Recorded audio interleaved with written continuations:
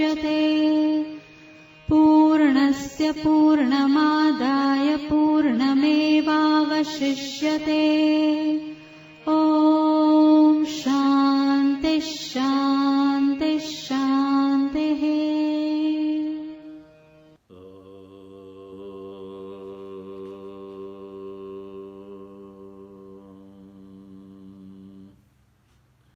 भद्रं कर्णेभिः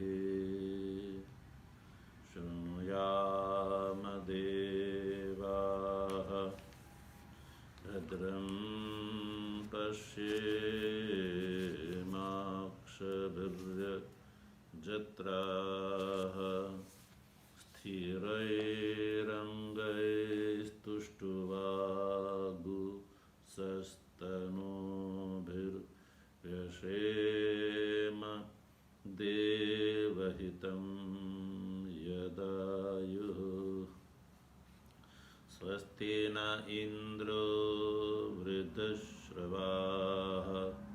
स्वस्ति नः पूषा विश्ववेदाः। स्वस्ति नस्तार्क्ष्यो अरिष्टनेमिः। स्वस्ति नो बृहस्पतिर्दधातु। ॐ शान्तिः शान्तिः शान्तिः। शङ्करं शङ्कराचार्यं केशवं बादरायणं सूत्रभाष्यकृतौ वन्दे भगवन्तौ पुनः पुनः।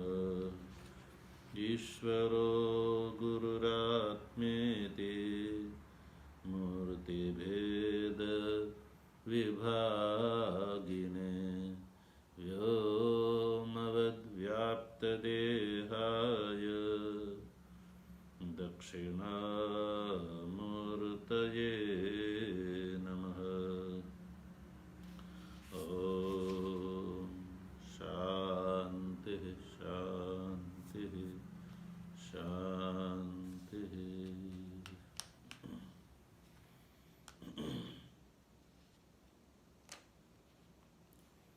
तत्व जिज्ञासु सज्जनों,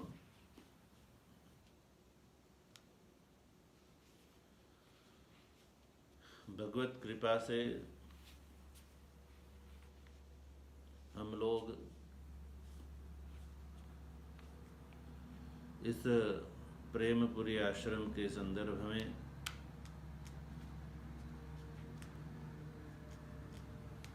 अथर्ववेद की ब्राह्मण भाग की प्रश्नोपनिषद के षष्ठ प्रश्न का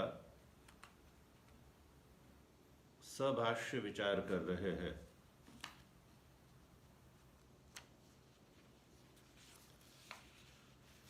छठे प्रश्न में जैसे कि आप सबको ज्ञात ही है कि सुकेशा भारद्वाज ने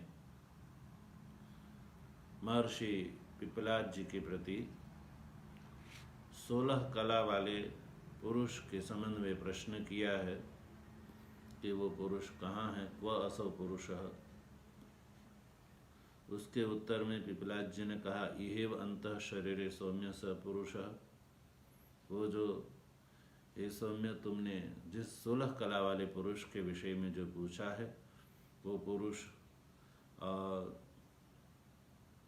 इस शरीर के अंदर ही है, हृदय पुंडरिक आकाश के मध्य में ही वो विद्यमान है। और साथ में ये भी बताया कि यस्मिन् एताः षोडश कलाः प्रभवन्ति, और उसके अस्तित्व का जो है वो प्रमाण यही है कि इसी से ही इसमें जो है ये जो 16 कला जिसको आगे इसका नामोल्लेख किया जाएगा, वो 16 कलाएं उससे ही जो है प्रभवंती यानी उत्पन्न होती है। तो ये जो अब 16 कला वाला जो पुरुष है, उसकी ये कला ये जो है वो उपाधि है, और उपाधि का अविद्या के कारण ये 16 कला पुरुष की उपाधि है। विद्या के द्वारा उपाधि का अपनय कर लेने पर वो जो है पुरुष जो है वो अकल रूप से, निष्कल रूप से जो है वो दिखाना है, उनका दर्शन कराना है। निष्कल रूप से अपने आत्मा से अभिन्न रूप से बोध होने पर ही ये मोक्ष प्राप्त हो सकता है। इसलिए यहाँ पर ये जो वैदिक सिद्धांत है, ये जो कला है वो पुरुष से अव्यतिरिक्त है, चैतन्य से अव्यतिरिक्त है, और उत्पन्न होती स्थित होकर के रहती है और लीन होती है, वो चैतन्य से अव्यतिरिक्त है, इसलिए मिथ्या है। और इस उपाधि के माध्यम से ही उसका बोध होता है, उसका प्रतिपादन भी जो है वो उपाधि के कारण ही होता है। इसलिए 16 कला का प्रभाव उत्पत्ति स्थिति और लय उससे बताया। अब इस सिद्धांत को दृढ़ करने के लिए भगवान भाष्यकार यहाँ पर जो है विज्ञानवादी बौद्ध का मत उपस्थित करते हैं। विज्ञानवादी बौद्ध का मत जो है श्रुति विरुद्ध है, इसलिए उनका जो है मत है वो भ्रम युक्त है। ये बात जो है शास्त्रार्थ के द्वारा कहते हैं। और विज्ञानवादी बौद्ध का ये कहना है कि अग्नि के संयोग से जैसे घृत द्रवावस्था को प्राप्त होता है, वैसे ही जो है अहम आकार जो आलय विज्ञान है, वो अहम आकार जो आलय विज्ञान ही वासना के कारण विषय के आकार के रूप में उत्पन्न होता है। तो इस तरह से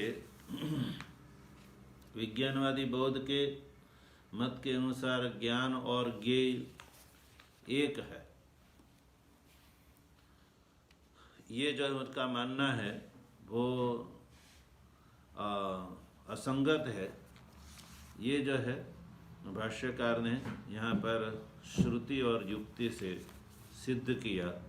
और हम लोग जो है कल अंत में हमने ये कहा था, इस पंक्ति को उठाया था कि नहीं तत्सिद्धम मृतम इव उज्जीवयितुम पुनः अन्यथा कर्तुम शक्यते वैनाशिक शते अपि। और कहा था कि तत्सिद्धम, तत्सिद्धम माने ज्ञान और ज्ञेय का जो भेद है वो जो है वो सिद्ध ही है।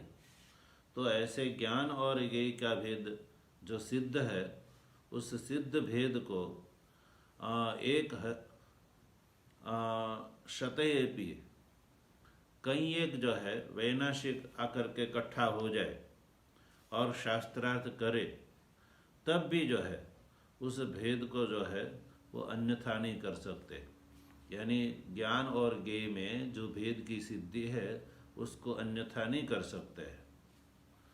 और किस प्रकार से अन्यथा वो नहीं कर सकते हैं, किस प्रकार से वैनाशिकों के द्वारा भेद को अन्यथा सिद्ध करना असंभव बात है, ये दृष्टांत के द्वारा बता रहे कि जैसे मृतम इव उज्जीवयितुम पुनः,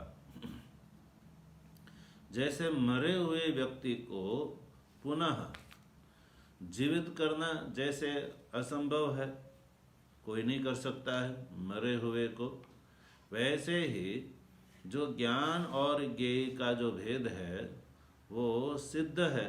तो ऐसे सिद्ध भेद को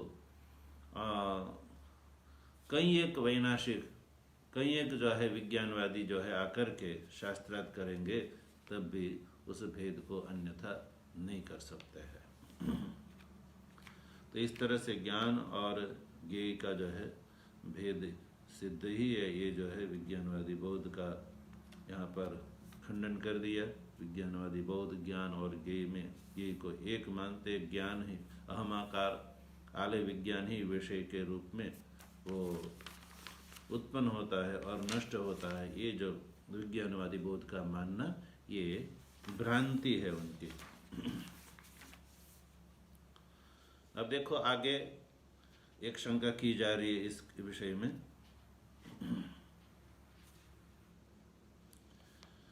ज्ञानस्य ज्ञेयत्वम् एव इति तदपि अन्येन इति तत्पक्षे अतिप्रसंग इति चेत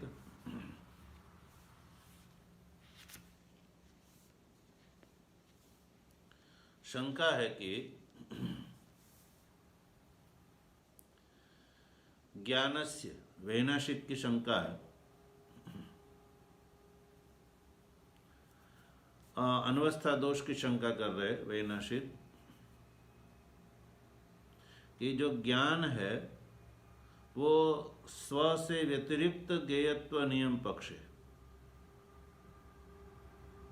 अनवस्था जो है दोष आएगा, ऐसा वैनाशिक का कहना है। ज्ञान से ज्ञेय जो है व्यतिरिक्त है, ऐसा यदि कहेंगे तो उस पक्ष में अनवस्था दोष आएगा। कैसे अनवस्था दोष? वो पूर्व पक्षी की शंका के द्वारा पूर्व पक्षी कहते हैं कि ज्ञानस्य ज्ञेयत्वम् एव इति, ज्ञानस्य जो ज्ञान में, ज्ञान जो है उसमें ज्ञेयत्व ही है, ज्ञानस्य ज्ञेयत्वम् इति तदपि अन्येन इति, इस न्याय से ये जो ज्ञान है वो ज्ञान भी अन्य के द्वारा ज्ञेय होगा। ज्ञान भी जब अन्य के द्वारा ज्ञेय होगा तो फिर वो जो अन्य के द्वारा ज्ञेय है वो भी अन्य से ज्ञेय होगा। ज्ञान में ज्ञेयत्व ही है। इस न्याय से, ये जो है न्याय है, उस न्याय से वह जो ज्ञान है वो भी अन्य के द्वारा ज्ञेय होगा। तो इस प्रकार जो है विज्ञानवादी बौद्ध जो है सिद्धांति को कहते हैं कि तत्पक्षे अति प्रसंग, तत्पक्षे माने आपके पक्ष में, ज्ञान और ज्ञेय में भेद रूप पक्ष में अनवस्था अति प्रसंग यानी अनवस्था दोष आएगा। इति चेत, ऐसा यदि विज्ञानवादी बौद्ध कहते हैं तो उत्तर देते हुए कहते हैं कि इति चेत न, ये भी नहीं कह सकते। अनवस्था दोष की शंका जो है वो नहीं कर सकते।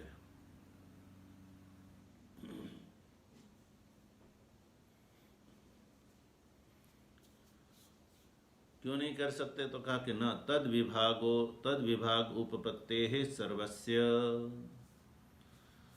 समाधान किया विज्ञानवादी बौद्ध का, क्योंकि उसकी दृष्टि से ज्ञानस्य ज्ञेयत्वमेव, ज्ञान में भी ज्ञेयत्व मानते हैं वो, तो ज्ञान भी ज्ञेय ही है। इस पक्ष में जो है अनवस्था दोष की शंका पूर्व पक्षी ने की है।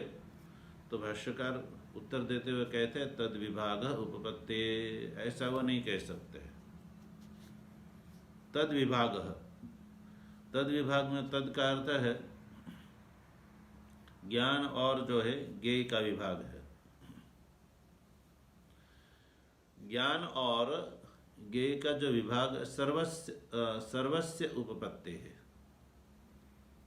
सर्वस्य माने सभी जगह जो है ज्ञान और ज्ञेय रूप से विभाग करना संभव ही है। सब जगह आप कर सकते हैं। ये जो विभाग है संपूर्ण पदार्थों में जो है, जो भी आप पदार्थ लीजिए उस पदार्थ का ज्ञान और वो ज्ञान और ज्ञेय रूप से उनका विभाग करना संभव ही है। घट विषय ज्ञान और घट जो है, घट के अंदर ज्ञेयत्व जो है वो जानने योग्य, और घट विषय ज्ञान उसका विभाग करना जो है सर्वत्र जैसे संभव ही है।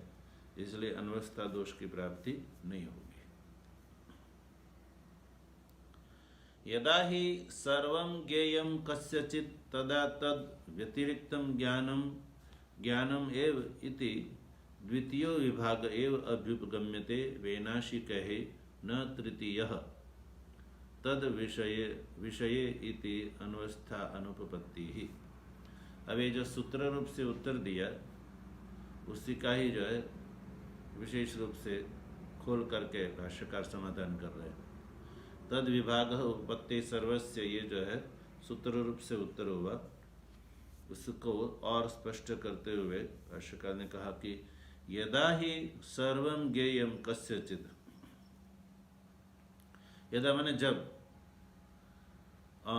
सर्वं ज्ञेयं कस्यचित्, कस्यचित् में किसी के द्वारा, सर्वं ज्ञेयं जब किसी के द्वारा सब ज्ञेय है, सर्वं ज्ञेयं जब किसी के द्वारा सभी जो ज्ञेय है, तो तदा तद व्यतिरिक्तम ज्ञानम ज्ञानम एव, तब तो जो है उस ज्ञेय विषय से जो उनको बताने वाला जो ज्ञान है, वो ज्ञान जो है ज्ञानम एव, वो भिन्न ही रहता है। द्वितीय विभाग एवं अभ्युपगम्यते, और वो जो है वो जो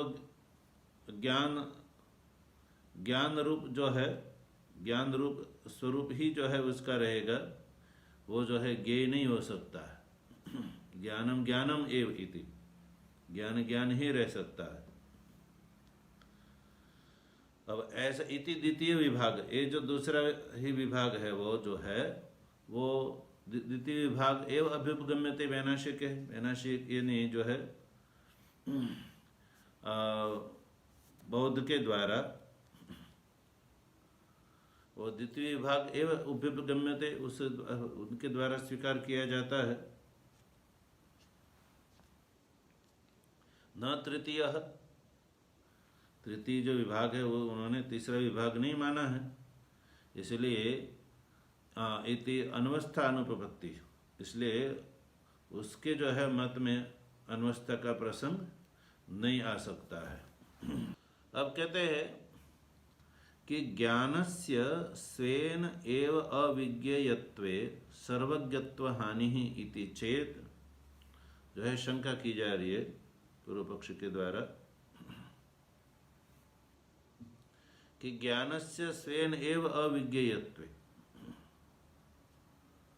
सर्वज्ञत्व हानि इति चेत, कहते हैं जो ज्ञान है वो स्वेन एव अविज्ञेयत्वे, खुद के द्वारा ही जब वो अविज्ञेय रहेगा, ज्ञान जो है वो खुद से ही जब नहीं जाना जाएगा, अविज्ञेय रहेगा, तो फिर उस ज्ञान से जो है, उस ज्ञान में जो सर्वज्ञत्व है, ज्ञान के सर्वज्ञत्व की जो है वो हानि होगी। सर्वज्ञत्व हानि ही, सर्वज्ञत्व की हानि हो सकती है।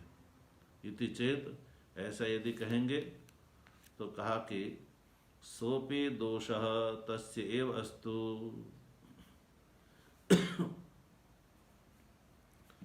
तो सिद्धांत ने उत्तर दिया कि सोपि दोषः, सोपि माने वह दोष भी, यानी वो दोष यानी ज्ञान में जो है सर्वज्ञत्व की जो हानि, जो रूप शंका है, वो भी तस्य एव अस्तु, यानी तुम्हारे पक्ष में ही होगा, यानी वैनाशिक के पक्ष में ही होगा सर्वज्ञत्व की हानि रूप दोष। किम तन निर्वहणेन अस्माकं अनवस्था दोषश्च ज्ञानस्य ज्ञेयत्व अभ्युपगमात् अवश्यं च वैनाशिकानां ज्ञानम ज्ञेयम्। कहते हैं किम तन निर्वहणेन अस्माकं,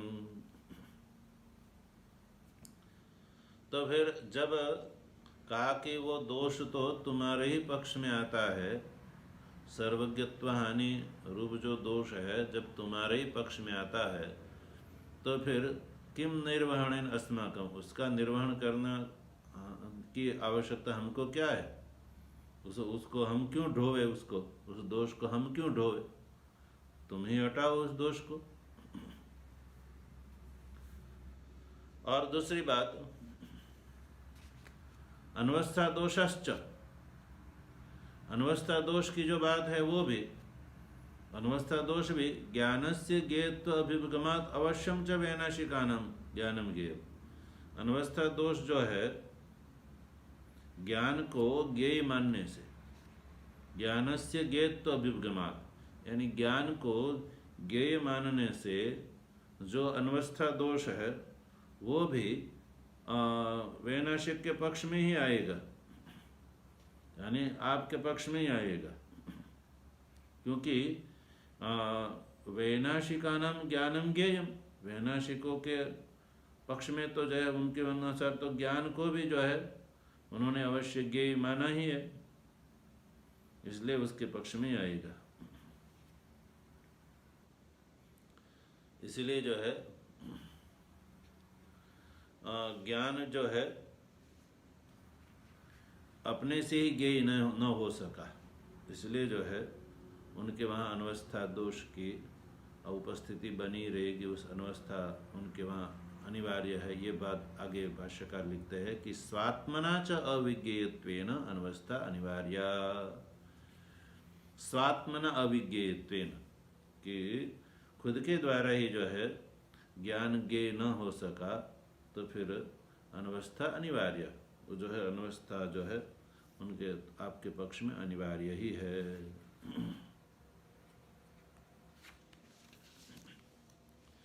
अब आके एक और वो पूर्व पक्ष कहते हैं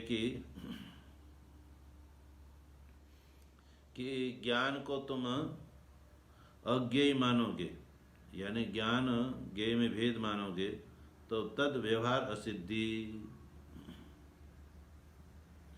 पूर्व पक्षी सिद्धांति को कहते हैं कि तुम्हारे पक्ष में व्यवहार सिद्ध नहीं हो पाएगा, और जो है ज्ञानांतर को आप जो ज्ञेय मानेंगे तो अनवस्था दोष जो है पूर्व पक्षी कहते हैं तुम्हारे पक्ष में भी आएगा। इस प्रकार से शंका करते हैं कि समान एव अयम दोषः इति चेत, ये जो अनवस्था दोष है वो तो दोनों में समान ही होगा। इति चेत यदि ऐसा पूर्व पक्षी कहते हैं तो कहते इति चेत न, ये नहीं कह सकते। क्यों नहीं कह सकते हैं? तो उत्तर देते हुए कहते हैं ज्ञानस्य एकत्व उपपत्तेः। ज्ञानस्य जो है ज्ञान है,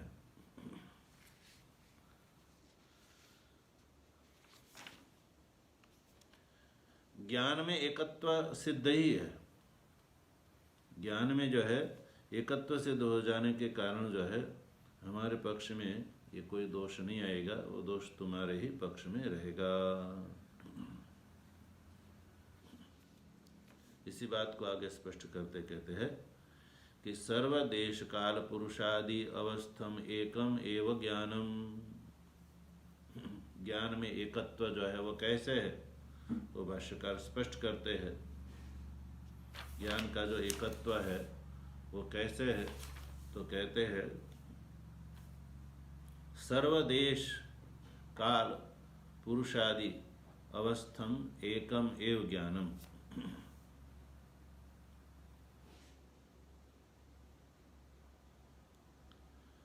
कहते हैं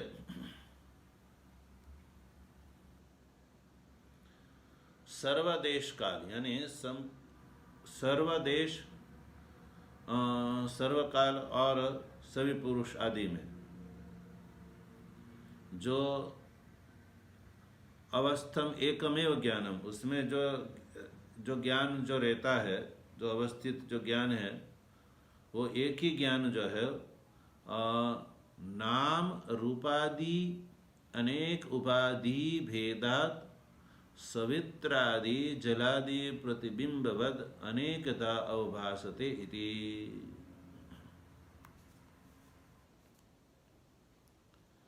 कहते हैं कि देखो पंक्ति को जो है अन्वय कर करके बताते हैं। पहले दृष्टांत दो, सवित्रादि जलादि प्रतिबिंबवत, ये दृष्टांत है। दृष्टांत को पहले लो, सवित्रादि जलादि प्रतिबिंबवत।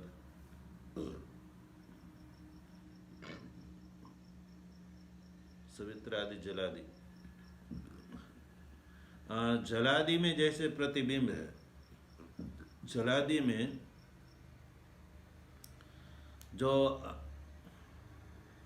अनेक पात्र है, उस अनेक पात्र में जो है जल भरा हुआ है, तो उसमें सवित्र आदि का जो प्रतिबिंब है, सविता सूर्य तो एक ही है, एक सूर्य होते हुए भी प्रतिबिंब जो है वो जितने जल पात्र है उन जल पात्रों में अनेक रूप से जैसे प्रतीत होता है, अवभासते यानी प्रतीत होता है। वैसे ही ठीक इसी प्रकार से सर्वदेश काल पुरुषादि अवस्थम एकमेव ज्ञानम, सर्वदेश जो है, देश है, काल है और पुरुष आदि में जो अवस्थित जो है एकमेव ज्ञानम, एक ही जो ज्ञान है वो एक ही ज्ञान नाम रूपादि अनेक उपाधि भेदात, नाम रूपादि अनेक जो है उपाधि के भेद से जो है वो अनेक रूप से जो है भाषित होता है। वस्तु तो वो एक ही है किंतु अनेक रूप से वो भाषित होता है। इसलिए न असौ दोषः, इसलिए जो है पूर्व पक्षी के द्वारा ये जो दोष यहाँ पर बताया अनवस्था, वो अनवस्था दोष जो है हमारे पक्ष में नहीं आता है। तथा च इह इदम उच्यते, और इसलिए जो है यहाँ पर तथा च इह इदम उच्यते, तथा च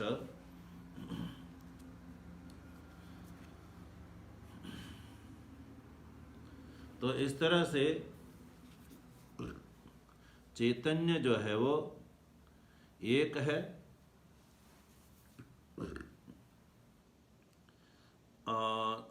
चैतन्य एक है, नित्य है, और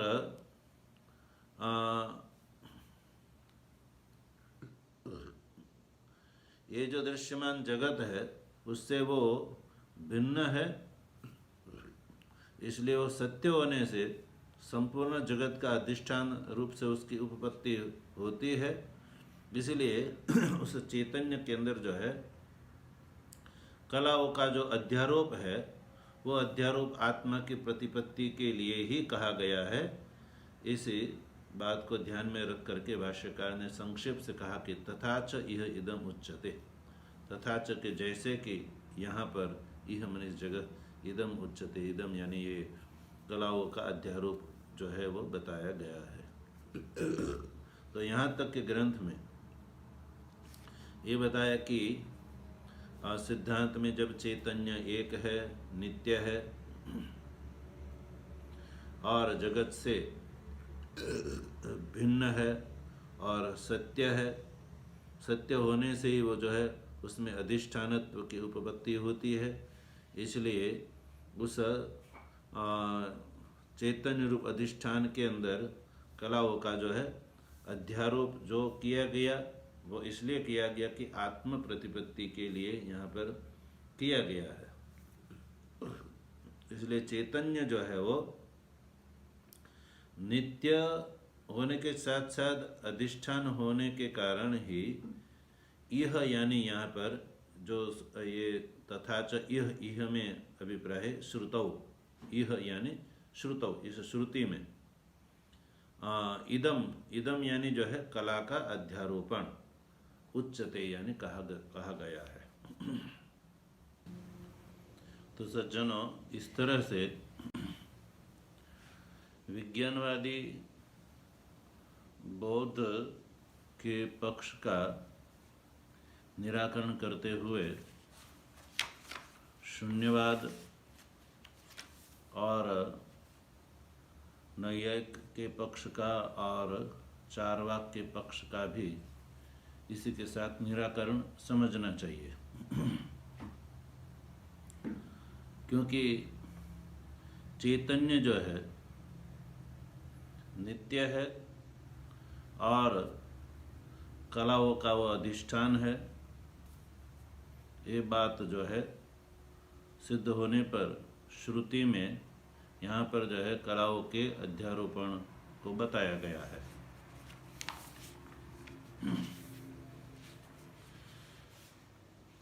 तो इस तरह से जो सिद्धांत बताया कि चैतन्य से अव्यतिरिक्त यानी एक होकर के ही, अभेद होकर के ही ये जो कलाएं है वो उत्पन्न होती है, उत्पन्न होकर के स्थित होकर के रहती है और लीन होती है। तो तीनों कालों में चैतन्य रूप अधिष्ठान से कलाएं जो है वो अव्यतिरिक्त है, इसलिए वो रज्जु में सर्प के समान वो मृषा है यानी मिथ्या है, और मिथ्या है इसलिए अविद्या विषयक है वो। तो वो अविद्या विषयक है, ये बात यहाँ पर जो है सिद्ध की गई और इस बात को और दृढ़ किया विज्ञानवादी बौद्ध, शून्यवादी बौद्ध एवं नैयायिक तथा चार्वाक के मत का उपस्थापन करके पूर्व पक्ष के रूप में उपस्थित करके उसका भी यहाँ निराकरण हुआ। क्योंकि ज्ञान काल में विषय रहे, विषयों की सत्ता हो, ऐसा कोई नियम नहीं है, किंतु विषय काल में ज्ञान की सत्ता अवश्य होनी चाहिए, ये नियम है। इसलिए ज्ञान और ज्ञेय विषय उन दोनों में भेद है, ये बात जब सिद्ध है, इसी से विज्ञानवादी पक्ष का निराकरण हो जाता है। और दूसरी बात, ज्ञान अव्यभिचारी होने से नित्य है, ये भी इससे इस शास्त्रार्थ से सिद्ध हुआ। तो इससे नैयायिक आदि का जो पक्ष है उसका भी निराकरण इस शास्त्रार्थ से हो गया। अतः जो है इससे ये निश्चित हुआ कि ये जो षोडश कलाएं है वो पुरुष की जो है उपाधि है, अविद्या विषयक उपाधि है, और अविद्या के कारण जो है पुरुष निष्कल होते हुए भी वो सकल इव अविद्या लक्ष्यते, सकल के समान यानी कला वो सकल हो ऐसा जो है वो पुरुष लक्षित होता है अविद्या के कारण। इसलिए इस ज्ञान के द्वारा उपाधि विद्या के द्वारा जो है ये उपाधि रूप जो कला है उसका अपनयन करने पर वो जो निष्कल पुरुष है वो केवल मात्र रूप से वो दर्शन करने योग्य है। इसलिए ही जो है प्राणादि कलाओं का प्रभाव उस पुरुष से यहाँ पर बताया गया है। यस्मिन् एताः षोडश कलाः प्रभवन्ति, इस श्रुति वाक्य के माध्यम से।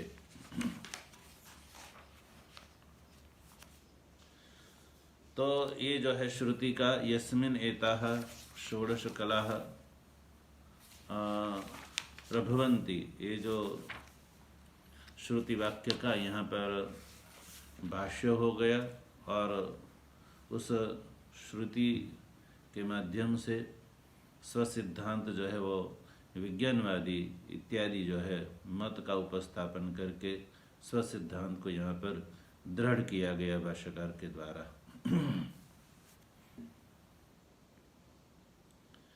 अब यहाँ से जो है एक और बात के लिए शास्त्रार्थ किया जा रहा है।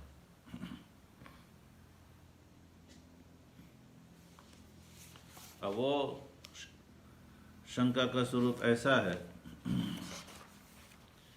कि ज्ञान को यहाँ पर भाष्यकार ने शास्त्रार्थ के द्वारा नित्य सिद्ध किया, चैतन्य को नित्य सिद्ध किया।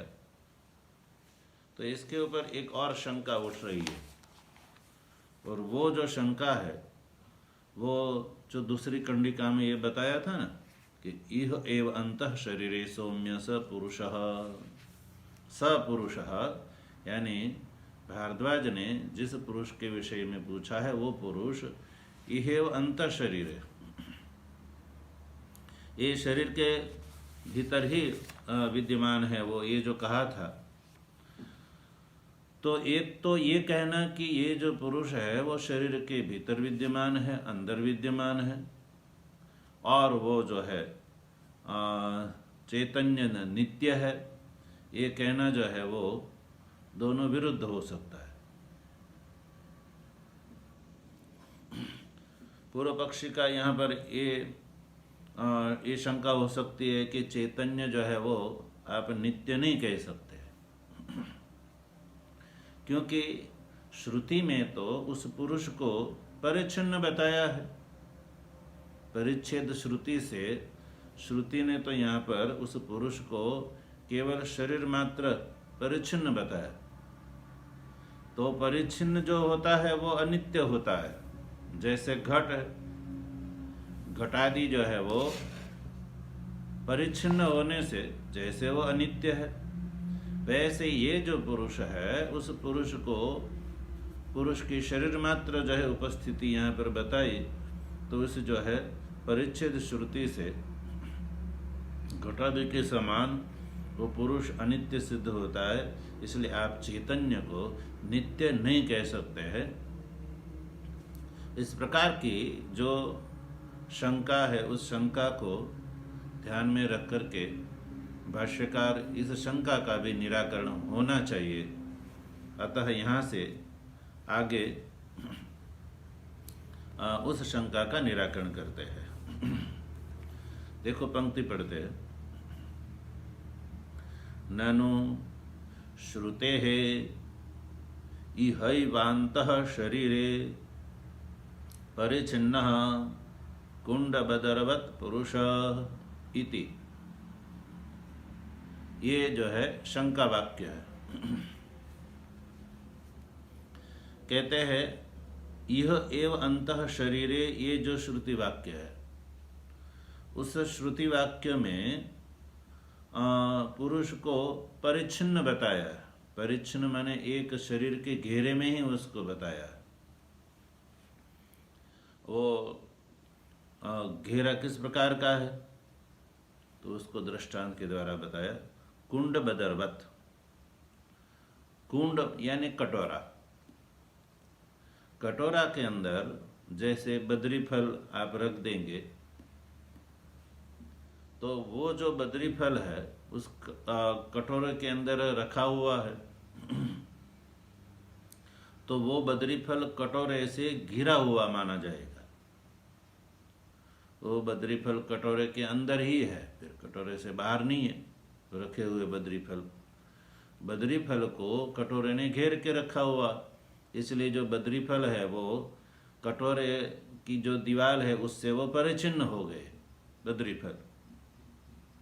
ठीक इसी प्रकार से जब इस श्रुति में इहेव अंतः शरीरे ये जो कहा गया, तो ये जो है शरीर को आप यहाँ दृष्टांत के माध्यम से कुंड समझ लीजिए, और ये जो पुरुष है वो यहाँ पर बद्री फल स्थानीय हो गया।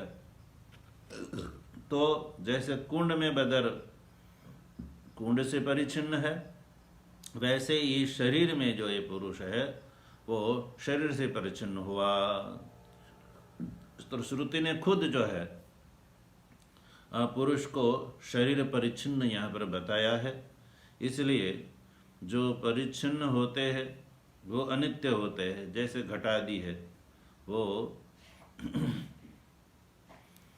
मृतिका से वगैरह से परिच्छिन्न होने से जैसे वो अनित्य है, उसका नाश हो जाता है। तो आप ये जो पुरुष है उसमें भी अनित्यत्व दोष आता है, इसलिए चैतन्य को आप जो है नित्य नहीं कह सकते हैं। ये एक नई शंका है, यहाँ से उसका निराकरण किया जाएगा भाष्यकार के द्वारा। तो उस जो शंका है उसका इनकार करने के लिए न पद है, इति न से उसको अस्वीकार करके उसका उत्तर देंगे। न प्राणादि कला कारणत्वात्। कहते हैं ये नहीं कह सकते। यह अंतर शरीर इस श्रुति वाक्य से जो है वो पुरुष परिचिन्न है, ये जो है श्रुति का कहना नहीं है। क्योंकि वो जो पुरुष है वो प्राणादि कला का कारण है। प्राणादि कला कारणत्वात् यानी प्राणादि जो जिसका आगे नामोल्लेख है, उस प्राणादि कला का वो कारण होने से वो केवल शरीर में ही परिच्छिन्न है, इसलिए वो अनित्य है, ऐसा नहीं कह सकते हैं। क्योंकि प्राणादि कला जो है वो उससे उत्पन्न होती है। और दूसरी बात ये भी है, श्रुति में जो है शरीरांतस्थत्व जो मात्र कहा गया वो प्रत्यक्त्व की विवक्षा से कहा गया है, परिच्छेद की विवक्षा से यहाँ पर नहीं कहा गया है। और यदि उस श्रुति परिच्छेद की विवक्षा से ही जो पुरुष का शरीर अंतस्थत्व श्रुति को यदि मान्य होता तो फिर उत्तर वाक्य के साथ उसका विरोध आता। उत्तर वाक्य में जैसे अगली कंडिका में उन्होंने ईक्षण किया और ईक्षण करने के बाद जो है उससे प्राणादि कलाएं उत्पन्न हुई, ये जो आगे उत्तर वाक्य आ रहा है, उत्तर ग्रंथ आ रहा है, तो उस उत्तर ग्रंथ के साथ जो है विरोध होगा। क्योंकि जो पुरुष को यहाँ पर शरीर अंतः बताया उसी से ही कलाओं की उत्पत्ति आगे बताई जा रही है। तो उत्तर वाक्य के साथ जो है वो यस्मिन् एताः षोडश कला प्रभवन्ति, ये जो वाक्य है उसके साथ जो है वो विरोध आता। और यहाँ पर जो है यस्मिन् एताः षोडश कला प्रभवन्ति, ये जो उत्तर वाक्य है उससे उत्तर वाक्य के साथ विरोध समझना। क्योंकि यह अंत शरीरे सौम्य स पुरुषः कह करके उसके बाद वाक्य आया यस्मिन् एताः षोडश कला प्रभवन्ति, जिससे ये षोडश कलाएं जिससे उत्पन्न होती है वो पुरुष है, वो शरीर के अंत है, ये कहा। तो यहाँ पर परिच्छेद की विवक्षा से नहीं कहा गया है, किंतु प्रत्यक्त्व की विवक्षा से जो है पुरुष की शरीर अंतस्तत्व स्थिति मानी है। और शरीर अंतस्तत्व से भी अभिप्राय है, ये शरीर उपलक्षित सभी प्राणादि कलाओं का अधिष्ठान रूप से वो विद्यमान है। अंतस्थ से मतलब है कि प्राणादि कलाओं के अधिष्ठान के रूप में वो विद्यमान है।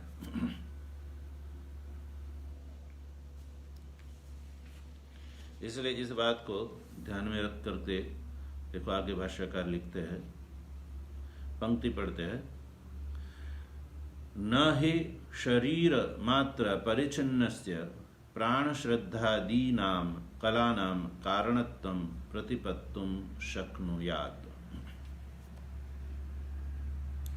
दूसरी बात ये भी है कि यदि शरीर मात्र परिच्छिन्न उसको मानते, जैसे पूर्व पक्षी कहते हैं, तो शरीर मात्र परिच्छिन्न उसको मानते हैं, तो फिर आगे के ग्रंथ में यानी अगली कंडिका में प्राण श्रद्धादि जो कलाएं है उसका कारण बताया है पुरुष को, यानी यही पुरुष से प्राण श्रद्धा इत्यादि कलाएं उत्पन्न होती है, ऐसा कहा गया है। तो अब जो है वो प्रतिपत्तुम न शक्नुयात्, शरीर मात्र परिच्छेद मानेंगे, वो पुरुष शरीर से घिरा हुआ ही है ऐसा मानेंगे, तो प्राण श्रद्धादि रूप कलाओं का जो कारणत्व उसमें जो बताया गया है वो कारणत्व नहीं हो पाएगा, वो जो है कथन जो है वो अयोग्य हो जाएगा।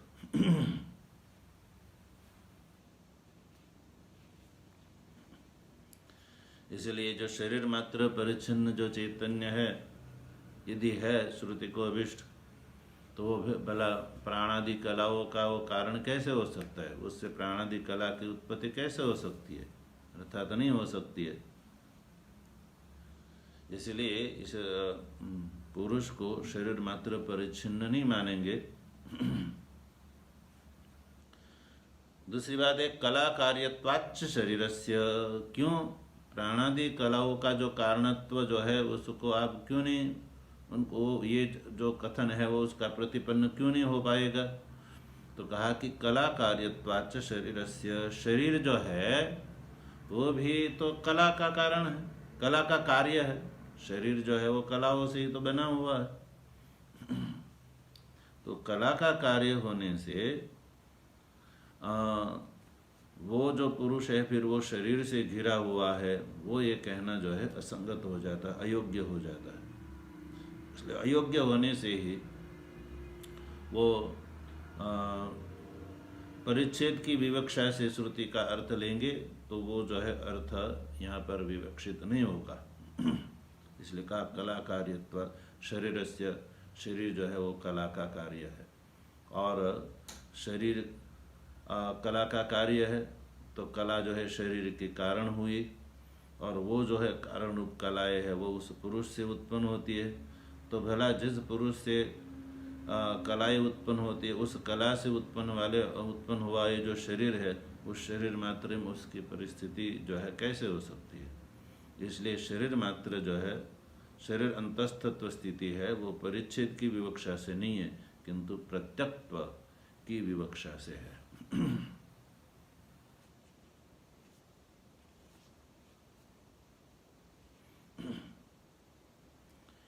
क्योंकि देखा ये जाता है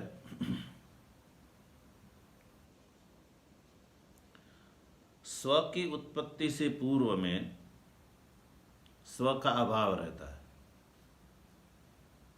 जैसे देवदत्त उत्पन्न हुआ तो उत्पन्न होने से पहले देवदत्त की स्थिति कैसे कह सकते हैं? जन्म से पहले जो है जिसका जन्म होना है वो उनका अभाव ही रहता है। इसलिए जो है जिस पुरुष से कलाएँ उत्पन्न हुई है वो पुरुष जो है उस पुरुष को फिर शरीर से उसका परिच्छेद नहीं कर सकते हैं।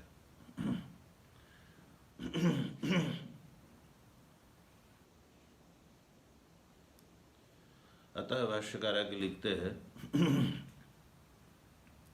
न हि पुरुष कार्याणां कलानां कार्यं सत् शरीरं कारण कारणं स्वस्य पुरुषं कुंडं बदरम इव अभ्यंतरी कुर्यात्।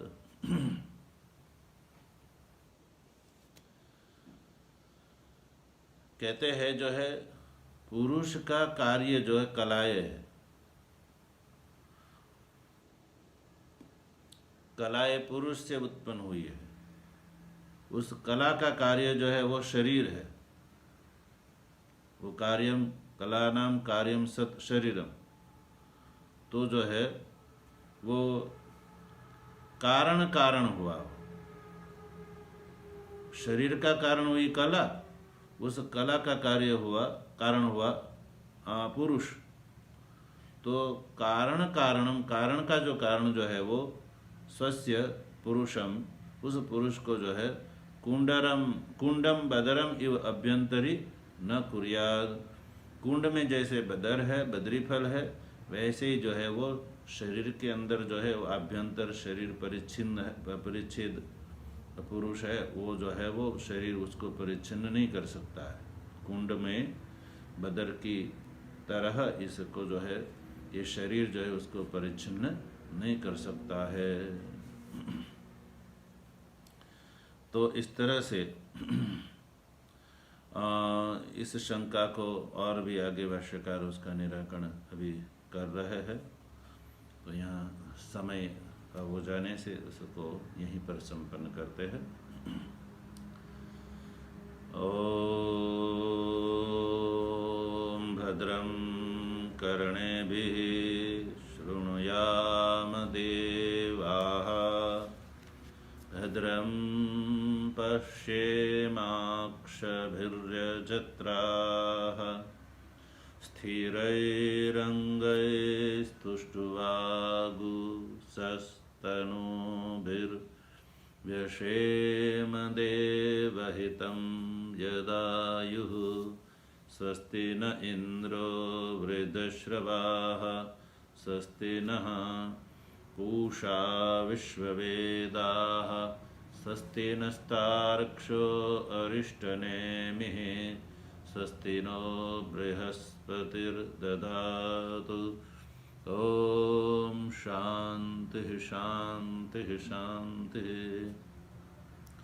शङ्करं शङ्कराचार्यं केशवं बादरायणं सूत्रभाष्यकृतौ वन्दे भगवन्तौ पुनः पुनः। ईश्वरो गुरुरात्मेति मूर्तिभेदविभागिने व्योमवद्व्याप्तदेहाय दक्षिणामूर्तये नमः। ॐ शान्तिः शान्तिः शान्तिः। ॐ शान्तिः शान्तिः